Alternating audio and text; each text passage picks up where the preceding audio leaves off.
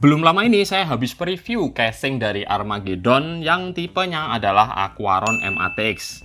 Nah, kali ini saya dikirimi atau lebih tepatnya dipinjami ya oleh Armageddon Indonesia tipe yang di atasnya lagi. Ini adalah Armageddon Aquaron Pro ATX. Selain beda kapabilitas ukuran motherboard, casing ini juga punya beberapa fitur yang nggak ada di versi MATX-nya. Jadi nanti kita review singkat bersama-sama. BTW ini saya dapetin sampel yang warnanya pink ya. Kemudian selain casing, saya di sini juga mendapatkan sebuah benda kecil ini guys. Ini video unboxingnya sudah saya rekam secara terpisah dan nanti akan saya tampilkan juga. Namanya adalah Vacuum Kit 500 Cordless Desktop. Merupakan benda kecil yang cukup banyak fungsinya buat kalian membersihkan setup PC. Baik itu untuk komponen internal PC kalian ataupun untuk periferal, komponen eksternal seperti keyboard. Karena benda yang satu ini punya dua fungsi sekaligus guys, yakni sebagai vacuum cleaner dan juga sebagai blower atau peniup. Benda ini juga dilengkapi beberapa opsi atau tipe nozzle atau ujung yang bisa kalian pakai dan kalian sesuaikan dengan kebutuhan. Nah, kembali lagi ke casingnya. Casing ini memiliki spesifikasi yang sama dengan versi MATX-nya ya, yakni SPCC 0,5 mm fully painted steel structure. Kemudian untuk clearance VGA card-nya, casing ini cukup lebar, yakni 360 mm. Dan untuk clearance CPU cooler-nya juga sama, sangat tinggi banget, bisa sampai 185 mm. Jadi menurut saya sih oke lah ya, kita langsung aja unboxing dan kita lihat.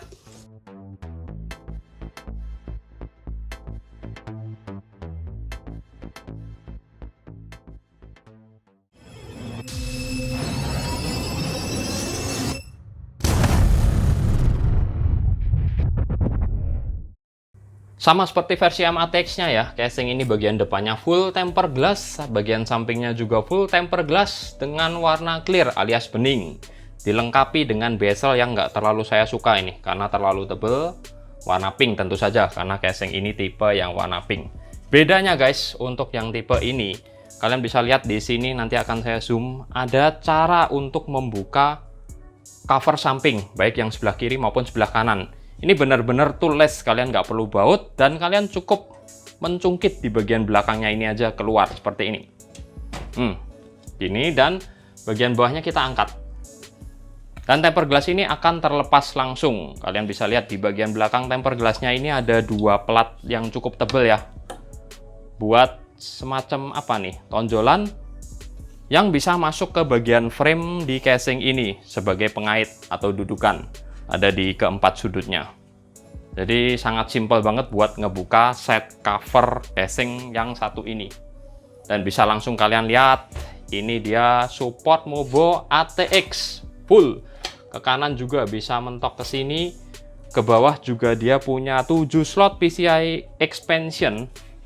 Dan ditambah lagi dilengkapi dengan lubang-lubang kabel yang cukup banyak. Kalian bisa lihat nih di bagian depan ada 1, 2, 3, 4, 5, 6. Di bawah kemudian di atas juga ada, dan bahkan di bagian PSU cover ini ada dua yang biasanya untuk front panel dan ada satu lagi di bagian depan biasanya untuk power PCI Express. Biar nggak terlalu menjuntai dari bagian belakang, bisa dikeluarkan langsung ke sini. Nice sih. Tapi sayangnya minus yang ada di versi MATX-nya terbawa juga di sini, yakni dudukan untuk intake airflow. Menurut saya ulang lagi ya, di casing ini pun kembali terjadi. Intake airflow-nya kurang bagus, nggak ada fan di bagian samping. Dia cuma mengandalkan dua dudukan fan yang ada di depan, 12 cm, yang mana masih sama seperti versi MATX-nya. Ini merupakan opsi, jadi bisa dijadikan dudukan hard disk atau storage 3,5 mili atau fan 12 cm. Dan ini satu-satunya di casing ini. Jadi kalau kalian mau masang hard disk 3,5 inci, kalian nggak bisa pasang fan 12 cm di bagian bawah. Begitu pula untuk yang ada di atas cover PSU ini. Yang waktu itu saya udah bilang ya, ini nggak bisa maksimal. Kenapa? Karena untuk menyedot hawa dari sini, rongga di dalam ini nggak ada sama sekali ini ya, lubang yang mengarah ke luar atau dari luar. Minimal seperti yang saya bilang waktu itu, di samping sini mungkin bisa ditambahin mesh atau lubang-lubang untuk menarik fresh air dari luar. Karena kalau nggak ya sama aja. Jadi fungsi fan yang ada di sini ini lebih ke airflow, bukan sebagai intake. karena bagian bawahnya buntu guys, nggak ada jalur untuk menyedot hawa dari luar. Nah, bagian belakangnya seperti ini, simple, dan ini ada sebuah thumb screw dari besi yang kelihatan keren dengan ada karet o-ringnya ya. Jadi build quality-nya lumayan oke nih. Plus dudukan fan yang bisa kalian pasang fan 12 cm maupun 14 cm. Ini juga yang berbeda dari versi MATX-nya ya, yang cuma bisa dipasang versi 12 cm aja fan-nya. Terus untuk di bagian atas ini kalian bisa lihat kita juga dapetin filter mesh yang cukup lebar, selebar casing.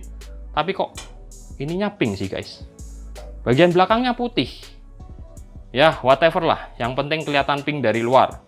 Dan ini juga sama seperti versi MATX-nya, bahkan lubang-lubangnya nggak sebanyak yang versi MATX ya, di sini agak terbatas. Yang jelas casing ini support dipasangi I/O water cooling 240 maupun 280, karena space ke motherboard ini masih sangat jauh, nggak seperti versi MATX-nya, agak sempit.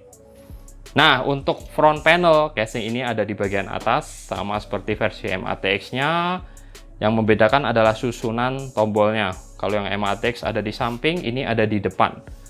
Ada tombol power, ada indikator hard disk, USB 3.1, terus jack 3,5 mili TRRS, USB 2.0, dan reset. Yang absen di sini adalah tombol LED yang ada di versi MATX. Di sini nggak ada.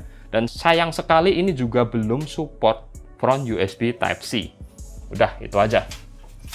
Bagian depan nggak ada yang perlu dibahas ya. Kita langsung ke bagian bawah. Untuk bagian bawah ini mirip dengan versi MATX-nya. Ada 4 kaki-kaki yang cukup tinggi berbahan plastik dengan lapisan karet atau EVA foam. Kemudian ini ada lubang untuk airflow atau dudukan hard disk. Dan juga bagian belakangnya ini ada filter mesh non-magnetic untuk intake power supply. Sekarang kita akan buka bagian kabel manajemen.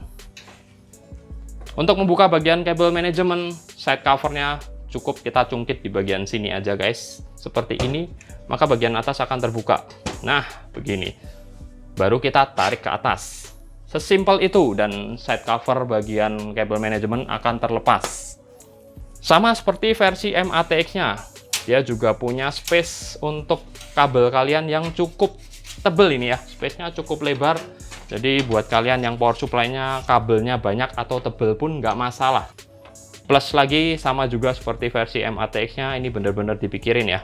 Di bagian lubang-lubang jalur kabel, dia nggak bener-bener cuman dipotong tapi ditekuk, dan ada berbagai cantolan untuk kalian merapikan kabel, memasang kabel ties atau kawat pengikat kabel.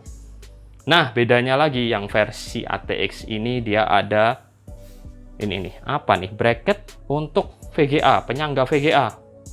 Dan sayangnya kita nggak dapetin ya di sini ya. Ya, kita nggak dapetin bracket penyangga VGA-nya. Kita cuma dapetin satu set baut untuk merakit yang ada di bagian belakang ini. Mungkin harus beli terpisah. Sedangkan di sini ada dudukan 2 SSD atau storage 2,5 inci. Buat kalian yang nggak mau pasang atau mengorbankan intake airflow bagian bawah, dengan memasang hard disk 3,5 inci, bisa kalian ganti dengan hard disk 2,5 inci di bagian belakang atau SSD. Ada 2 tempat storage 2,5 inci. Bedanya lagi dengan yang versi MATX, bagian power supply kali ini sangat lebar. Ya tentu sajalah, karena secara dimensi casing yang Pro ATX ini jauh lebih besar daripada yang versi MATX-nya. Oke, jadi mungkin itu aja. Nggak ada lagi yang perlu dibahas.